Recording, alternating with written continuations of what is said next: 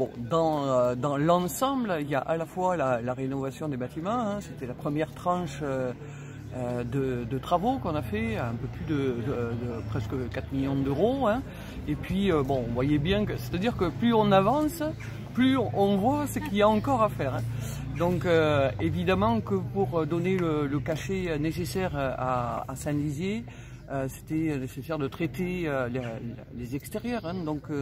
on a souhaité qu'il y ait un aménagement de qualité qui évoque un peu voilà, notre environnement de montagne avec des plantes voilà, qui rappellent un peu ce qu'on peut retrouver en montagne sans aller trop loin quand même. Des plantes aussi et un verger qui a été planté grâce à des espèces produites par Renova, hein, qui sont des espèces anciennes, voilà, et le traiter avec grande qualité, à la fois sur les circulations, à la fois sur des espaces d'apaisement, je dirais, de façon à ce que les gens qui viennent ici, ils aient des coins de refuge et qu'ils puissent après, bien entendu, circuler dans le Couserans parce que c'est quand même le sujet, hein, bien entendu. Donc on est là aussi pour voir la troisième tranche de travaux, hein,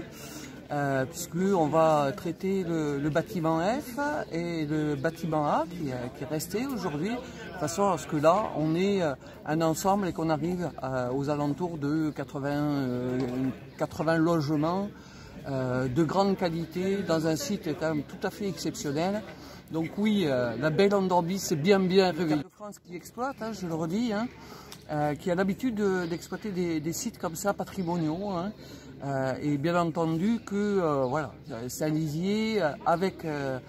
cette résidence-là va rayonner et puis il va pouvoir accueillir des choses qu'on pouvait très peu faire, hein, aujourd'hui, ou bien on essayait de bricoler, hein, je le dis comme ça, même si bon, on sait faire, hein, chez nous, hein, mais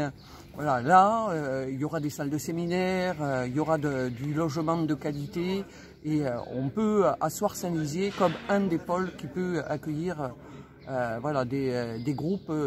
et dans les meilleures conditions, je dirais. Et puis, bien entendu, découvrir le patrimoine qui est riche à Saint-Lizier. Alors l'esprit qui a animé notre intervention, c'était vraiment de se dire qu'est-ce qui existe sur le site, qu'est-ce qui préexiste, que ça soit les arbres, les roches, les vues, les cadres, les vues qu'on peut avoir sur les bâtiments, sur le paysage environnant, et de faire en sorte que tout ce qui préexiste, le magnifier, le mettre en valeur, pour que les visiteurs puissent comprendre la valeur du site dans son ensemble et dans sa cohérence d'ensemble, c'est-à-dire pas seulement le jardin de la résidence, mais l'ensemble du palais épiscopal et comprendre l'histoire du lieu. On est dans l'aménagement d'une résidence de tourisme au sein de ce palais épiscopal, et donc l'objet c'est de faire en sorte que les gens puissent comprendre, puissent avoir un lieu agréable, hein, dans le jardin de la résidence, comprendre le site au sens site historique, le palais épiscopal inscrit dans la ville de Saint-Lizier, et également comprendre et avoir envie de découvrir l'ensemble du territoire du Couserans et plus largement des Pyrénées, et donc la composition et puis l'aménagement du jardin met en valeur ces différents éléments de paysage, que ce soit les vergers avec des variétés historiques, que ce soit un jardin qui évoque la végétation des Pyrénées, pour se dire voilà, qu'est-ce que je vais pouvoir rencontrer quand je vais aller en montagne, ou si je ne peux pas y aller parce que pour différentes raisons,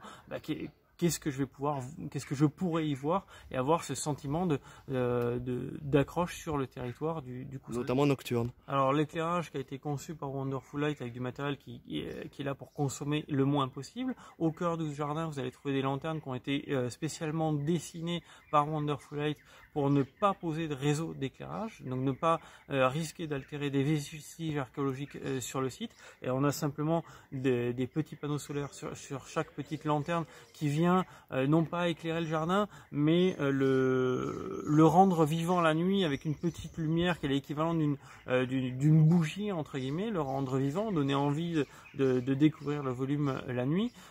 et dans la dimension écologique, on a aussi tout le caractère de créer un îlot de fraîcheur, c'est-à-dire que même si on est dans l'Ariège, il peut faire chaud en été, et donc ce verger, par exemple, va apporter de la fraîcheur dans le jardin et des lieux où je vais pouvoir me retrouver à l'ombre et retrouver cette fraîcheur estivale pendant la saison touristique, enfin l'essentiel de la saison touristique qui concerne ce lieu-là pour le moment. Et puis également un travail sur les matériaux, par exemple le fait d'avoir conçu un maximum d'allées dans le jardin avec des joints, enfin des pots sur sable et des joints qui soient perméables, toutes les circulations des pompiers qui sont là pour assurer la défense incendie et puis la défense des personnes, la sécurité des personnes qui viennent résider ici sont faites avec un béton qui conserve des alvéoles perméables, et donc on a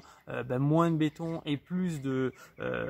possibilités pour l'eau de retourner dans le sol et d'avoir du végétal sur le lieu, et donc aussi là de moins chauffer. On a tout ce travail sur les différents aspects, mais qui sont je vais dire normalement l'ADN de tout concepteur paysagiste, et en tout cas l'ADN de notre agence, de dire comment je fais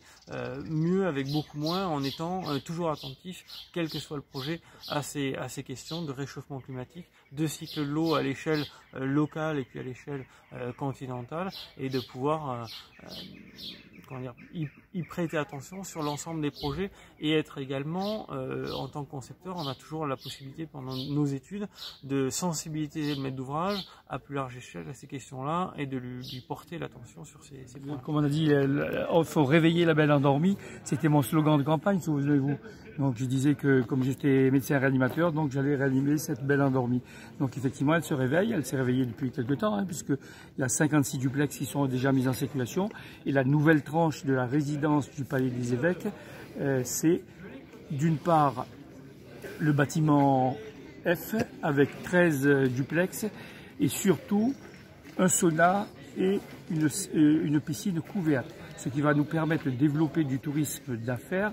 c'est-à-dire des gens qui viennent de Airbus, la TECOR, Aérospatiale, toutes les grandes entreprises toulousaines, qui viennent travailler, c'est souvent des cadres ou des directeurs, ils viennent travailler toute la journée, à 5 heures ils ont fini, ils attendent bien sûr le repas gastronomique offert par Paul Fonvielle dans le Palais des Évêques, restaurant situé dans le Palais des Évêques, mais entre 5h et 8h30 du soir, 20h30, il faut qu'ils fassent une activité, si possible physique ou ludique, et là, le sauna et la piscine couverte va être un élément fondamental dans le choix du site de Saint-Lizier.